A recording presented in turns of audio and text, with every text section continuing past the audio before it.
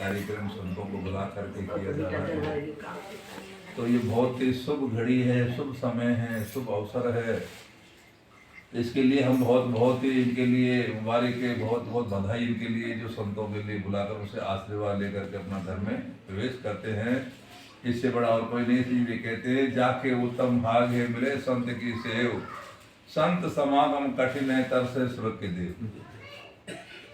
जिस चीज के लिए स्वर्ग के देवता भी आशा करते हैं, जो आज आपको अपने घर पर परिपूर्ण रूप से प्राप्त है।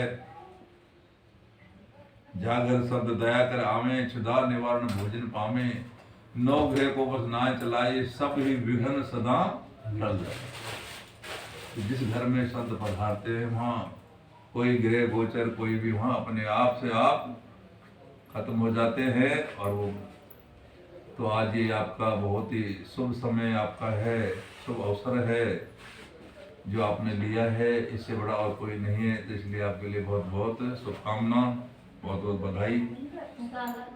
और जो ये गाए जा रहे हैं तो सारे संसार वो कहते हैं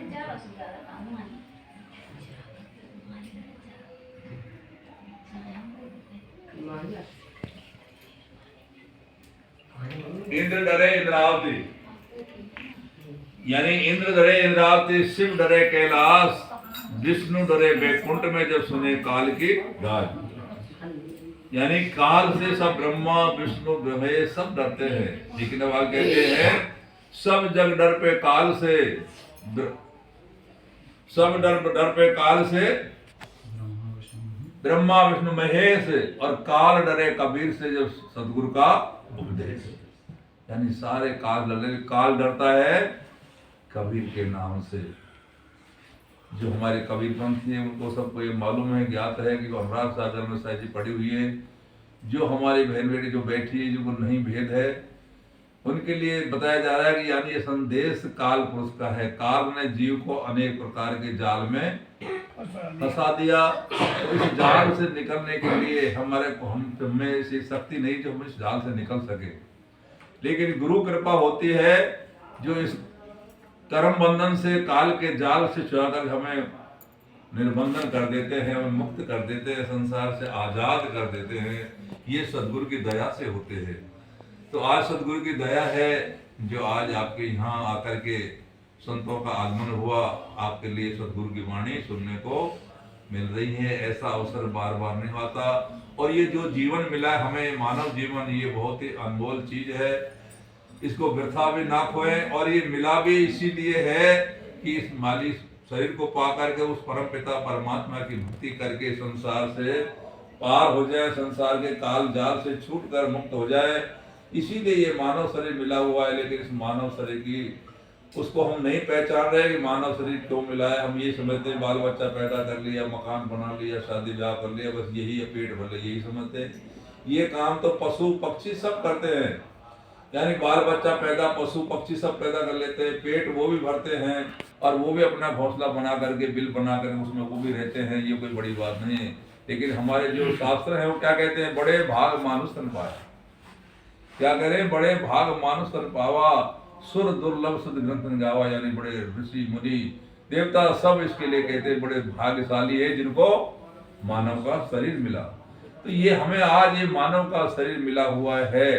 तो ये इस काम के लिए नहीं मिला, ये मिला है भक्ति और मुक्ति के लिए। एक अवसर, एक मौका मिला है हमें। निमल हम कितने जन्मों से संसार में भटकते चले आ रहे हैं। आज हमें ये मानव शरीर प्राप्त हुआ है। तो ये हमारे लिए कुछ दिन के लिए मिला है। लेकिन ये भी बिना से चला जाएगा। अगर उपयोग में सही नहीं लिया तो हम व्यर्थ चले जाएंगे। तो इसका सही उपयोग करें। जिस कार्य के लिए हम आए हैं, मालिक से वादा करके वचन दे के आए हैं। मालिक, जिस वक्त गर्भ में हम थे, गर्म में कितना कष्ट होता होगा। आज हम बाहर बैठते हैं, सर्दी लगती है, कपड़ा उठ लेते हैं, पहन लेते हैं, गर्मी लगती है, पंखा चला लेते हैं, भूख लगती है, खाना खाते हैं, प्यास लगते हैं, पानी पी लेते हैं। लेकिन उस गर्भ के अंदर हमें कौन खाना खिलाता है, कौन पानी पिलाता है, कौन वहाँ पंखा लगाता है, कौन वहाँ सर्दी में रजाई उड़ाता है। वहाँ हमारी कितनी सुरक्षित रक्षा की उस मालिक ने। जब वहाँ हमारे जब हमारे आती है, चेतना जब जागती है, जब हमें कष्ट होता है, तो मालिक से हम प्रार्थना करते हैं, हे प्रभु, इस कष्ट से हमें बाहर कर दो। मैं आपको कभी नहीं भूलूंगा, आपका स्मरण याद रखूंगा आपको, मैं कभी नहीं आपका भजन करूंगा। ये वादा करके मालिक से आते हैं, लेकिन जब यहाँ आते हैं संसार में, क्योंकि काल का देश क्या करता है, हमें बिल्कुल बेहोश हो जाते हैं और जो गर्भगृह है यातना है वो सबको भूल जाते हैं। जब होश आता है तो संसार की मोह माया में फंस जाते हैं। ये जीव मोह माया में फंसा हुआ है, इस मोह माया में फंस करके मालिक को भूल करके और काम में लग जाते हैं। हमें यहाँ के जो बहुत बड़े धर्म के जो ठेकेदार है हमको अनेक पूजा पाठों में उलझा देते हैं और हम उन्हीं में उलझे पड़े हैं। इसलिए इससे छूटने के लिए सदगुरु की शरण में जाएं, ताकि हमें सही मार्ग मिले, सही रास्ता मिले, अपने सही जहां से हम आए हैं हम अपनी जगह पे पहुंच जाए। हम जहां से आए हम उस रास्ता को भूले हुए हैं, उसी मार्ग को आकर के संत गुरु हमें दिखाते हैं, दर्शाते हैं। तो हमको उन मार्ग पर चलना है जहां से हम आए हैं, उस बात को हम खो गए, भूल गए। इसीलिए हमें इन बातों को जानना है, क्योंकि मानव शरीर इसीलिए मिला है, यानी और योनि में सब कुछ मिल जाएगा, माता पिता मिल जाएंगे, 184 माह, गुरु सेवा और बंदगी फेर मिलेंगी। ये गुरु सेवा परमात्मा की प्राप्ति बाद में मिलेगी नहीं है। इसलिए इसको जीवन को संभाल लें ताकि हमारा जीवन सार्थक हो।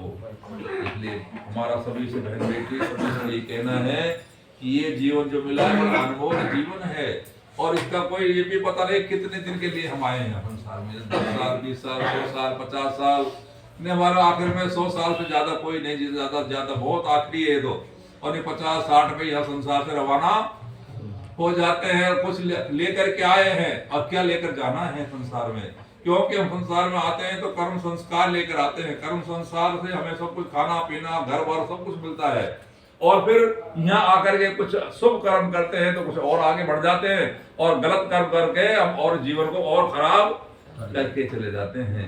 तो इस जीवन को खराब नहीं करना, इस जीवन को सुंदर बनाना है। तो गुरु के शरण में जाकर के गुरु दीक्षा लेकर के उस मालिक की प्रार्थना करें ताकि जीवन हमारा